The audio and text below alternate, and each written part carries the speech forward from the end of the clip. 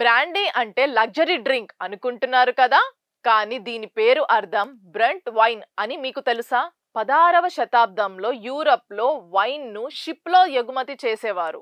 కానీ ఎక్కువ దూరం ప్రయాణంలో వైన్ పాడైపోయేది. అందుకే డచ్ వ్యాపారులు ఒక ట్రిక్ వాడేవారు. వైన్ను డిస్టిల్ చేసి ఆల్కహాల్ కాన్సన్ట్రేట్ చేశారు. దీన్ని బ్రాండ్ విజిన్ అంటే బ్రంట్ వైన్ అని పిలిచారు. తర్వాత గమ్యస్థానంలో నీటితో కలిపి మళ్ళీ వైన్లా తాగాలని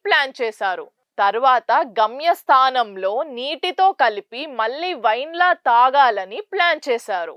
కానీ ఆశ్చర్యం ఏమిటంటే డిస్టిల్ చేసిన ఆ లిక్కర్ రుచి మరింత రిచ్గా స్మూత్గా ఉండేది.